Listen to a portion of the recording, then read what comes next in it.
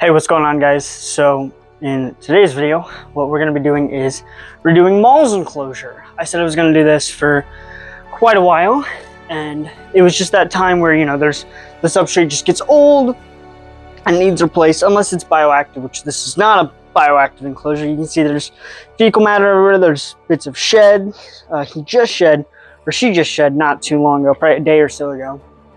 So we're just going to be cleaning this out, redoing it. We have a bunch of super nice plants over here to kind of just make some ground coverage and imitate their natural habitat. So that's what we're going to be doing today.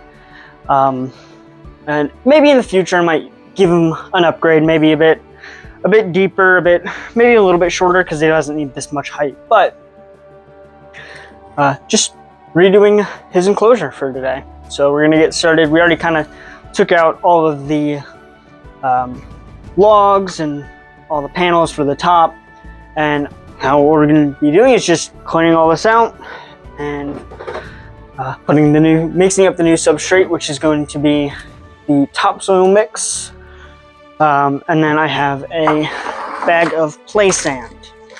Again, both are animal safe, both are non-toxic, organic, so just making sure of that. So let's get started. Now I'm just going to be scooping the old substrate out and just putting it in a trash bag because it's garbage. We don't need it anymore. So we'll do that real quick, get it all cleaned out.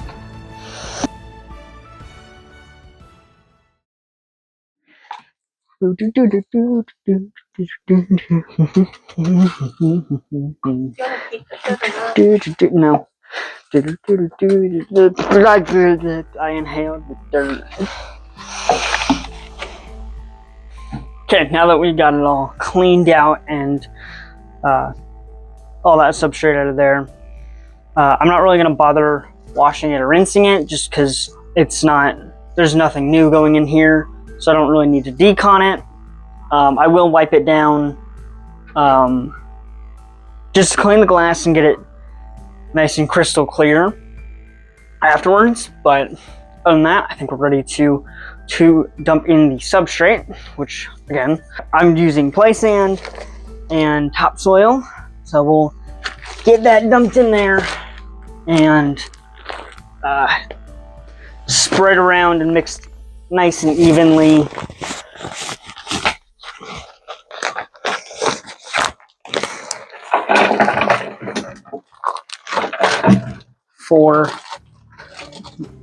And again, I tried to get enough to make a nice deep substrate layer, because although they are mostly terrestrial, they do like to dig, they do like to burrow. So we get all of that out of there. And then for the sand, we're just trying to smooth it out again. No, and this is why you gotta make sure, because there's gonna be little bits of rock and plastic and things. Even though it says organic, you still gotta watch out for that kind of stuff. So I'll sift through here for a little bit, just making sure there's nothing in here that I don't want, like pieces of plastic or anything else like that could be harmful to whatever's going in this enclosure. Now I'm just going to be dumping in the sand. Again, doing best to mimic their natural environment as much as possible. They do kind of like the plains, so sand is a great way to help replicate that. This is very soft and loose soil. And then all I gotta do now is just mix it up super well.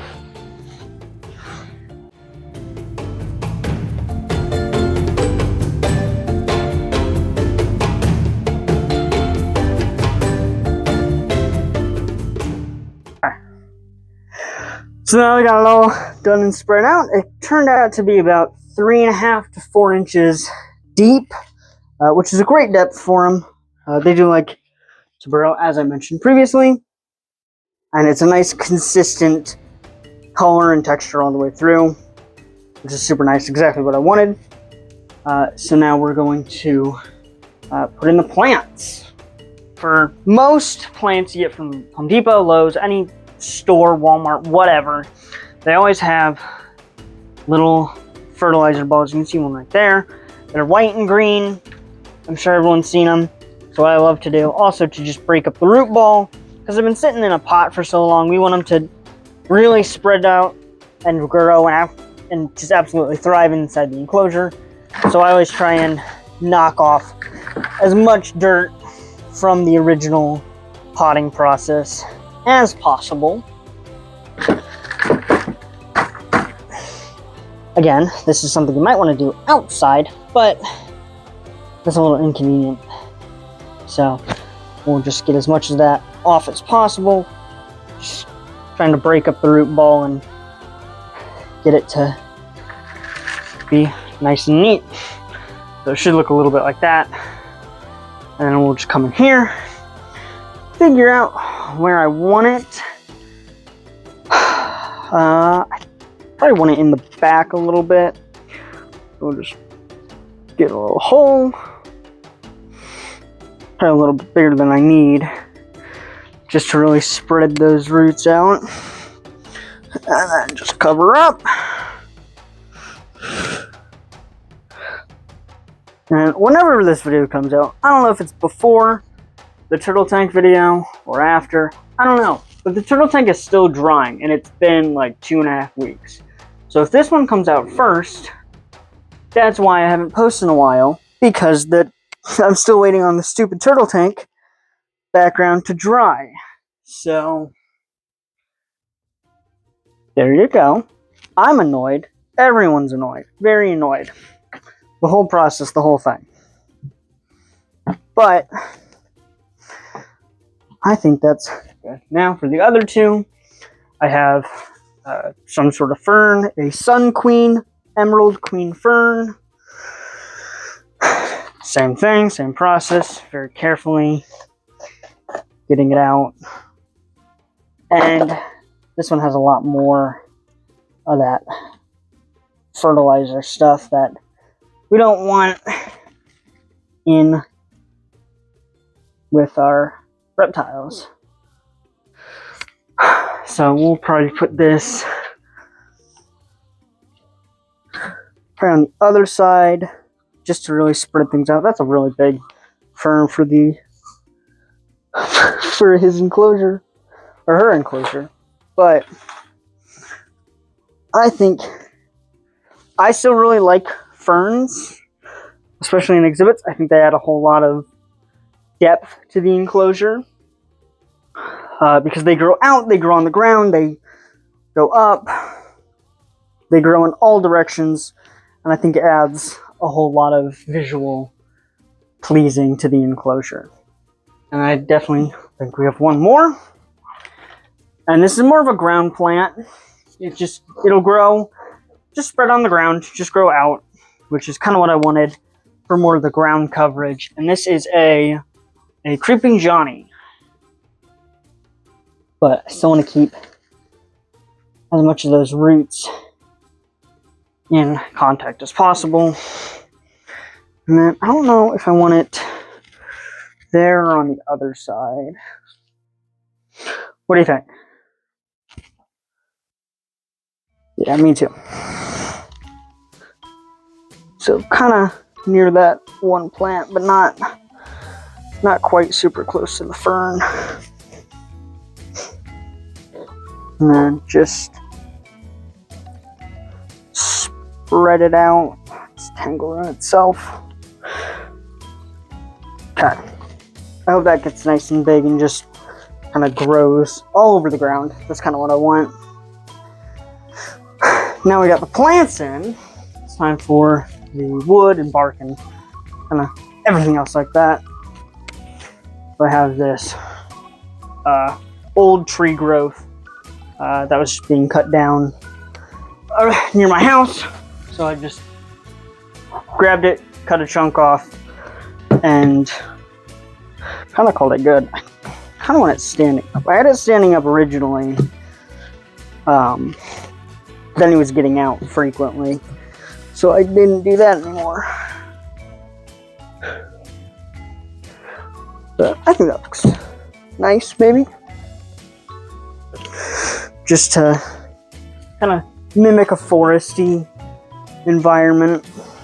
And we do have some fake plants that I may or may not add. I'll put the wooden logs in first, and then I have this. It's just a PVC pipe that I cut, and then I siliconed mulch and cocoa fiber and some moss too, to make a fake log. It didn't turn out great, but this was years ago. So if you want me to do something similar where I kind of redo some things completely and make them better, comment down below and let me know. But Mall has really never used it. That's kind of my one discretion. Never really used it. I've seen her go in there a few times, and then we just have this really nice cork log. And I don't know where I want to put. Here seems like the most logical space.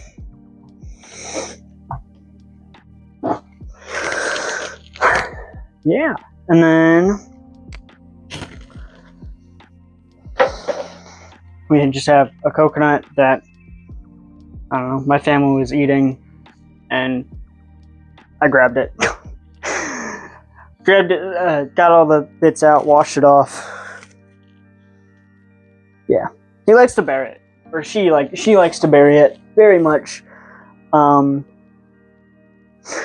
this substrate is, she can still bury herself. It's very easy, very soft because of that sand mixture. But it is a little more difficult, just so she doesn't hide all the time. I do like seeing her move around in her environment. So we'll see what we have next. We have the water bowl.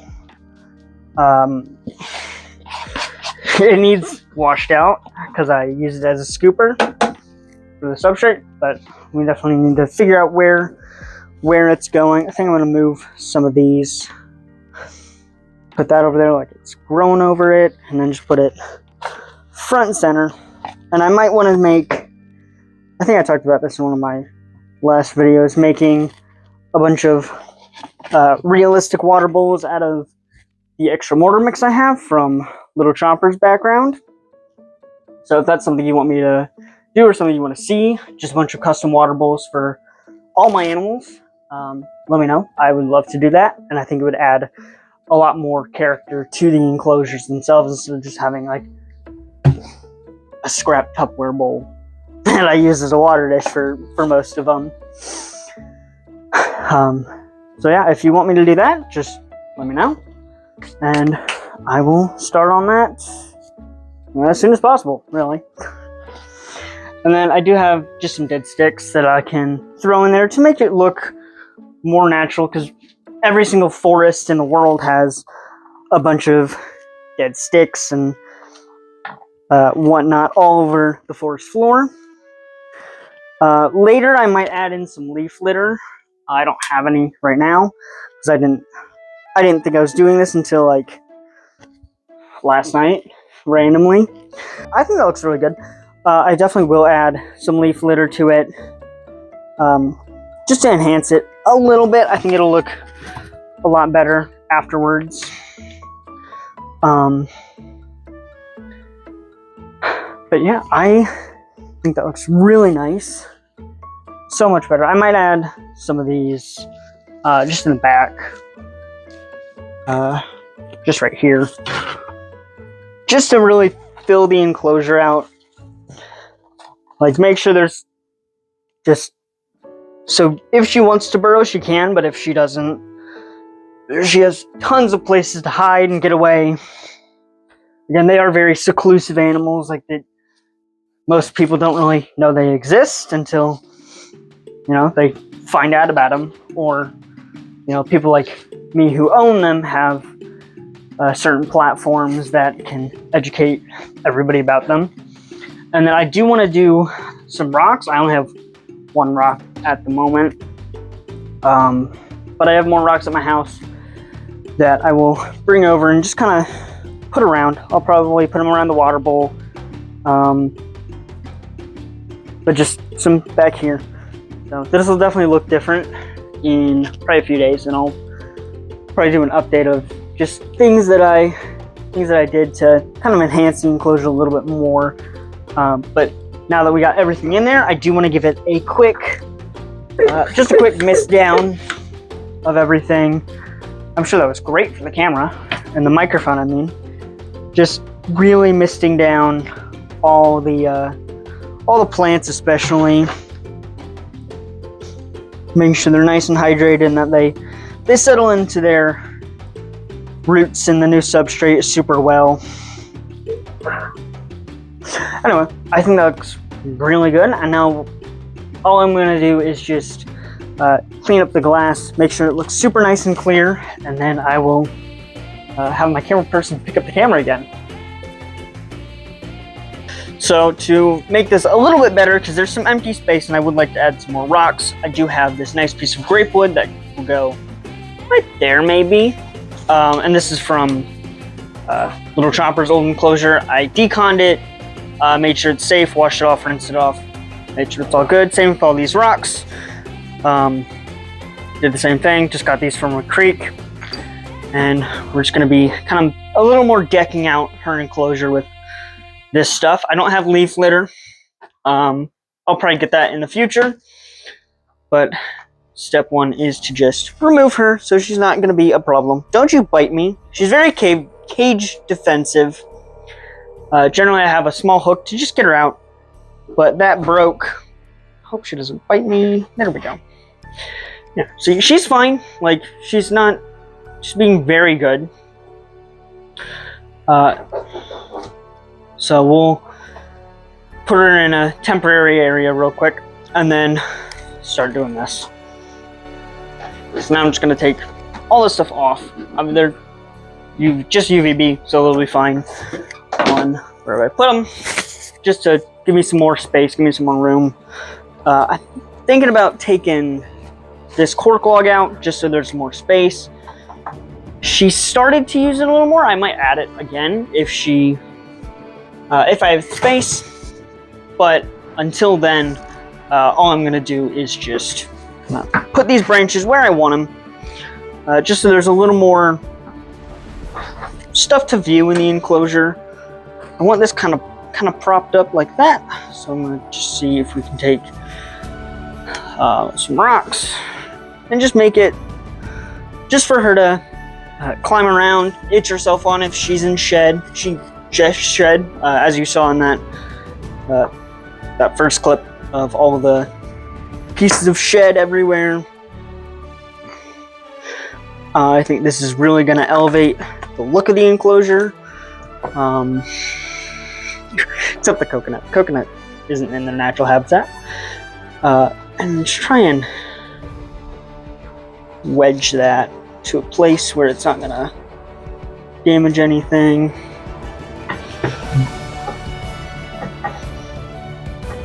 I think that looks nice. And then, yeah, maybe down the line I might put some ivy in this back corner so it kind of grows up this, so it looks like it's kind of an old growth forest. Yeah, she loves climbing the fern and the little pine tree thing. I forget the name of it. Evergreen, yeah. I forget the exact name of it. But the plants are doing super well. Watering them, not over-watering them, but just making sure, you know, they're nice and healthy and getting a good amount. And the lights will definitely help. The UVB lights will definitely help with that. Because every enclosure that I've ever had and put plants in, the plants have died.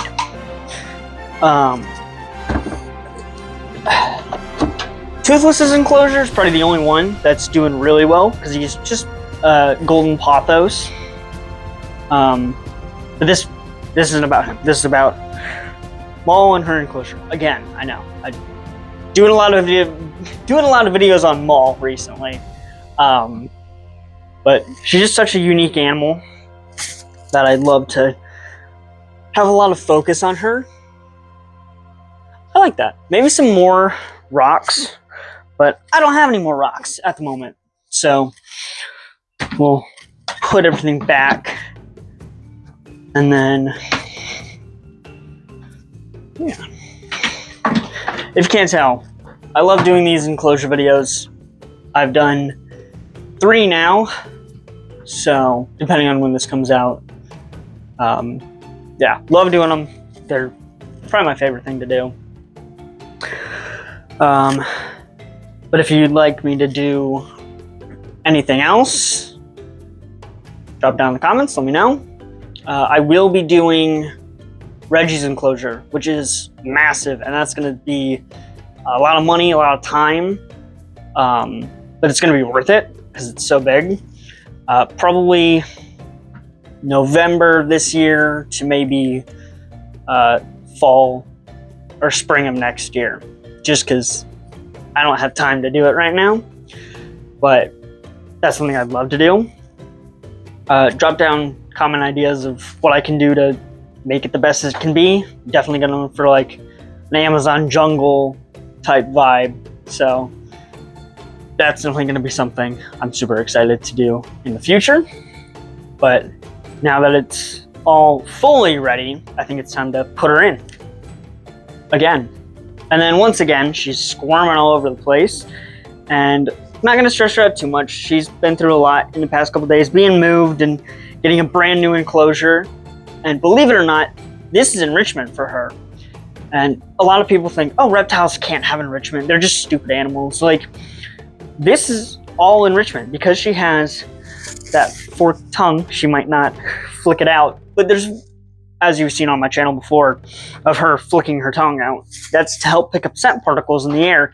And a new environment like new plants, new sticks, new substrate, all of that is them picking up different scent particles that she can help process and analyze and give her some mental stimulation, and that to them is new and exciting. So that's how you can give your reptiles some enrichment. You know, and a lot of people think, oh, enrichment's just for like mammals, like big cats in zoos, or polar bears, or anything like that. Monkeys, primates, all these things need high level enrichment and mental stimulation. But reptiles can have that too. I've seen people put in like balms for crocodilians as well as like other animals. And I've seen people use like dog food things to help dogs eat slower. They just put in like lettuce or crickets or mealworms for the reptile to give them some mental stimulation. And I love to go into that a little bit more, maybe doing something similar with her or Little Chomper. Those are probably going to be the two that need the most mental stimulation just because they're so intelligent. But that's definitely something we can do in the future. But I'm happy with this enclosure. I definitely want to do a before and after, what it looked like before and then what it looks like now, which looks so much better. And it's just going to get better and better as the plants grow in, and I'm definitely going to add some leaf litter and maybe some vines just to make it look that much better. But I might have fake vines. Okay, so I did have fake vines, and now we're just going to throw them in there because I think it'll look better. So, very simple. Don't bite me, please. No, she's good. She doesn't bite. She's bitten me one time. Again, if you haven't watched the first video with her, go back and watch it. I think it's one of the last 1 or 2 videos. And then in that video, I just go in depth on this is a lizard. Oh, it doesn't have legs. It looks like a snake. It's not. It's a lizard. And that's kind of the basis of the video. I go way in depth. So if you want to learn more about the Sheltopisk or the European legless lizard, go watch that video, because that will give you some more information on what the hell this thing is. But yeah, I'm just gonna very simply just try and wrap this. I know you don't like it. It's new. You don't like new.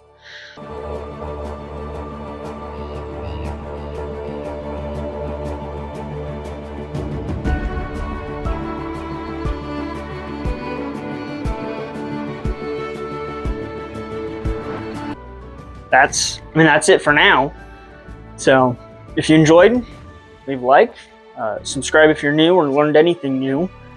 Comment what I should do in my next video or in any future videos that you might want to see. But yeah, thank you everybody so much for watching, and I will see you on the next one.